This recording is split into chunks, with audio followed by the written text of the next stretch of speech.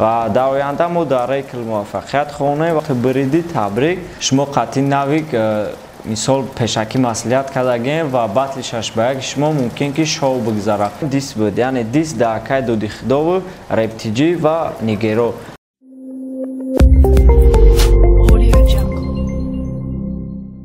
سلام علیکم برادرای عزیزی. برنامه وضعیت رپ و امروزه برنامه اون سر میکنیم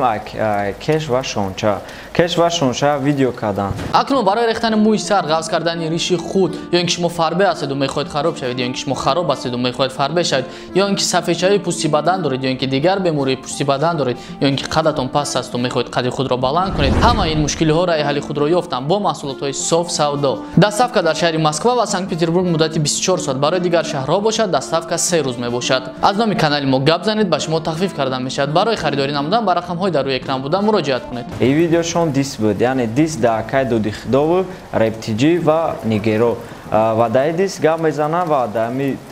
دیسش میگه که یوری اکی یوری مقصد دکای دو دیخدا را میگه دکای دو دیخدا دیس میزنه و سببی در ریپتیجی دیس زدن شما نمیدونیم نه که در جوش میگه که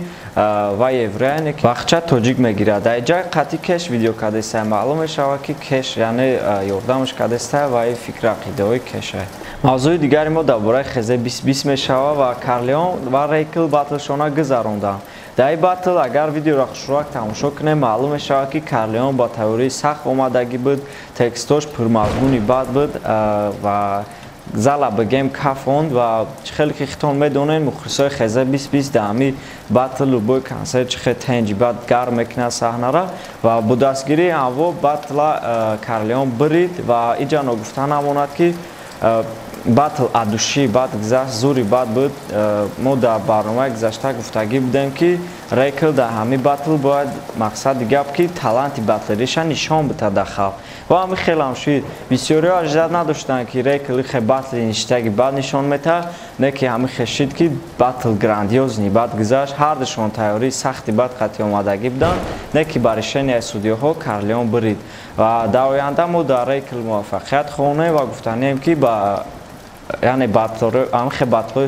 زوری که همی باتل قطع کارلیون گذراندگی بود با یکم باتل نشتگی بعد قطعی یکم کسیگر تشکیل کنه و بکنه و با کارلیون هم گفتنیم که تقریبا باتل تنجی بعد گذشت چه خیلی که ما اجداد میکردیم و بسیاری و بچه‌های مخلصای خزه اجداد داشتن باتل همه خیلی گذشت بریدی تبریک و پیش در باتل 6 به 1 دارید موفقیت خواهیم را. شخیر یا ویدیو کرد. در این ویدیوش درباره باتل شناپس زویر گپ زد و گفت که باید همین باتل شناپس قطعی زویر روزی که باتل 6 به 1 میگذره همون روز میگذشت نه که از سببی که مثال تئوری برای 6 به 1 با شناپس کمتر ممکن که یگان چی را میشد کنه همین سبب یا هفته دیرتر در پارت افتانش با در اینجا شخیر گفته که باتل ضعیفی قطعی سوراج هم همین روزی که باتل شناپس ضعیفی میگذره همون روز میگذره و در اینجا ما باید شما دقت کنیم که با سوراج قطعی ضعیفی هردشون باتل سال پریدگی بودن و سبب ویزف پارتوفتن ضعیفی در سوراج همین بود که وقتی که باتل سال پریدن و یا میخواستن که تالنت خودشون نشان بدن و سببی که اکید و دیخدو نمیخواد باتل یک باتل گذراندن همین سبب خزه 2020 یعنی با همین خلاصه اومد که همین باتل سوراج قطعی ضعیفی بگذرانن و همون روزی که باتل زویر قطعی شناپس میگذره باتل ضعیفی و سوراج نیست همون روز میگذره مرحمت کنیم بیاین باتل را تماشا کنیم. و باز در همین ویدیوش به شخیر قید میکنه که بسیاری شخیر سوال میتن که شما قطعی نوی مثال پشکی مسئولیت کردگیم و باتل 6 به 1 شما ممکن که شو بگذاره ممکن که شما یکان چیز پشکی تئوری دیدگی باشین مقصد دیگه همین خیلی پروست با مصلحت باتلتون بگذاره نه که در اینجا شخیر میگه که نه خیلی نیسته ما نمیخوایم مخلصای خزه 2020 و آن مخلصایی که ما را یعنی باتلای ما را اجداد میکنه و تماشا میکنه ما نمیخوایم و او را پدردید کنیم یا که فریب کنیم همین باتل شید همین را بدونه که باتل چیست باتل میگذاره یعنی باتل ادوشی میگذاره به یگان مسئولیت پیشکی و به یگان گپ چپ پیشکی مقصد که ای گپش معلوم میشه که این باتل شو نیست باتل ادوشی بعد میگذاره барои лайк мондан ҳар ҳафта 1500 сомонӣ дар сайти RepTJ ба 5 нафаре ки дар як ҳафта аз ҳама бисёр лайк меона дода мешавад. Ба ҷои якум 500 сомонӣ, ба ҷои дуюм 400 сомонӣ, ба ҷои сеюм 300 сомонӣ, ба ҷои чорум 200 сомонӣ ва ба ҷои панҷум 100 сомонӣ. Лайкҳоро бояд дар сайти RepTJ гузоред, яъне дар сайти RepTJ худро регистратсия мекунед ва ба трекҳои дар сайти RepTJ буда лайк мегузоред. Рӯйхати лайк ҳафтаро метавонед дар саҳифаи тренди сайти RepTJ дастрас намоед. Ҳамчунон реперон низ метавонанд дар сайти RepTJ ҳар ҳафта 1500 сомонӣ кор кунанд. Чӣ тавр? Онҳо низ худро дар сайти RepTJ регистратсия мекунанд ва дар сайти RepTJ репи худро дохил мекунанд ва дар муддати як ҳафта 5 треки аз ҳама бисёр лайк гирифта соҳиби 500, 400, 300, 200 ва 100 сомонӣ мешавад. Рӯйхати реп ҳафтаро низ аз саҳифаи тренди сайти RepTJ дастрас кардан мумкин аст. ҳар ҳафта соҳиби 3000 сомон реперон ва мухлисони репи тоҷик мешаванд. бо сайти rep.tj бошед. мавзӯи дигари мо дар бораи райдер. Райдер видео кард ва дар видеош гуфт ки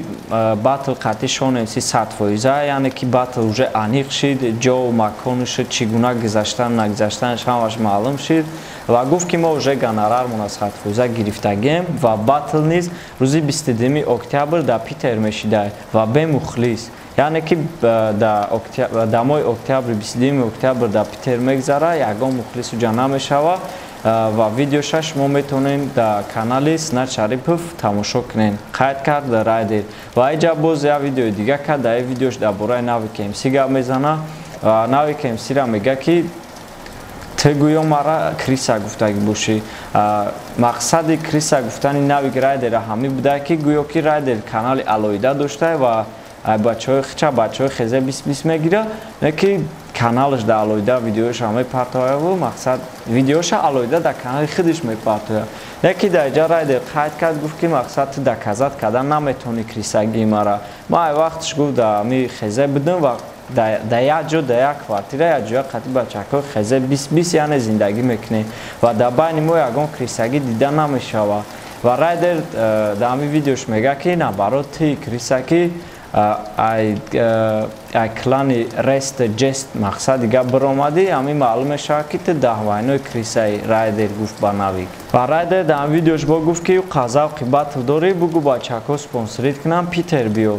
Не якӣ мақсади гап иҷа райдер дар назар надорад ки биёд ба як батл мекунем. мақсади райдер ҳамия ки дар он видеош хушрӯак мега ки уқа мақсади батл дорӣ, бачаҳоро бугӯ спонсорит кунанд, биё Питер батла тамошо кар, яъне ҳамчун мухлис. ва дар охир райдер қайд мекунад ки биё ту мара нарас, мақсади гап қиқта ба ман баробар накун, ман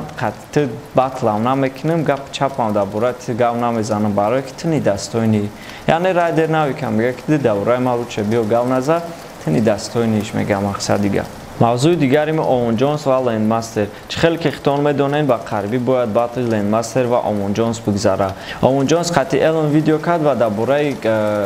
батл гап задан ва гуфтанд ки биё тезтар ин батла ташкил кунем ва баъди чанд қа мақсади гап ки дар видеои рӯпарӯ, яъне Ленд қатъи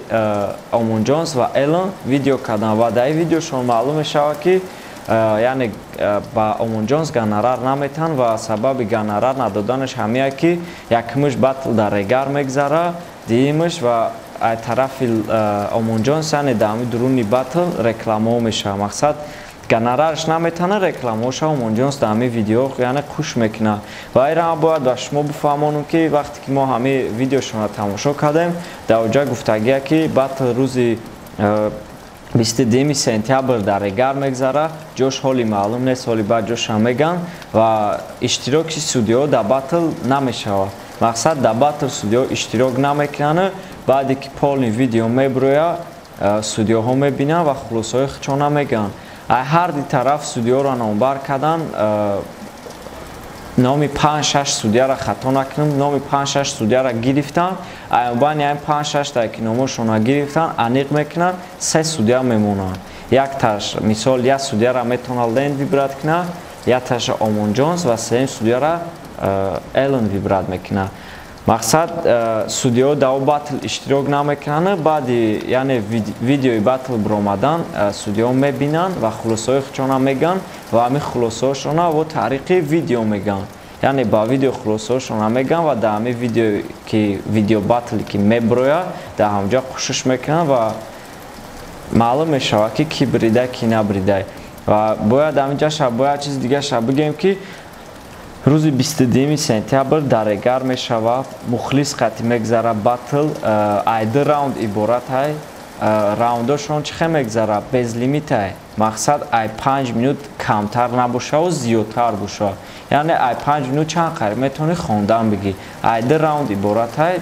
хай мебинем баъд аждад мекунем ҳардутонда муваффақият ногуфта намонад ки сайти RapTG кушода шид ва лайк ҳафтаву реп ҳафтара мисоли гап кушода шид ва ҳафтаи пешина дар реп ҳафта ҷои якума Mfavik бо треки Undergroundш гирифт ҷои дуюм боша насиби ADA ки диловар шид ҷои сеюм Марио ҷои чорум Сиван ва ҷои панҷумро бошад Звер гирифт ҳамашона табрик мекунем ва гуфтанем ки метавонем бачаҳако репотона дар сайти RapTG партоен ва ҳамхел соҳиби шовҷоизаҳо бошен ва дар охир гуфтанем ки гап рафтаистае ки имсол дейми кашфи сола мегирад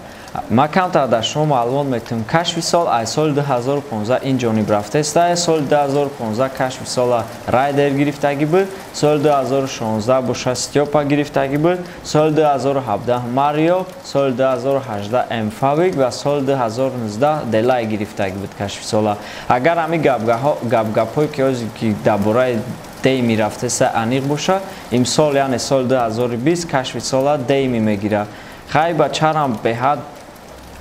бигем ки батлҳои девона мегзаронд имсол бигем развития кард пешравӣ кард ҳамин сабаб мумкин ки деймира кашфи сола бутанд додартидам муваффақият ҳам хеба пеш ин буд барномаи вазъияти реп ҳафтаи гузашта чӣ гапу хабарҳои наве буд ман ба шумо расондум аёто набурорем бародара ҳафтаи гузашта навинкони ҳафтаи гузашта чӣ гап чапи буд ман ба шумо расондум ва ногуфта намонад ки агар фуратон соҳиби 20 сомон бишен дар таи ҳамин видео дар комментария медуроен чақчақ мекунен ё занг мезанен ва соҳиби 20 сомон мешен ҳаматона аз души саломатӣ хоҳонам зинда бошед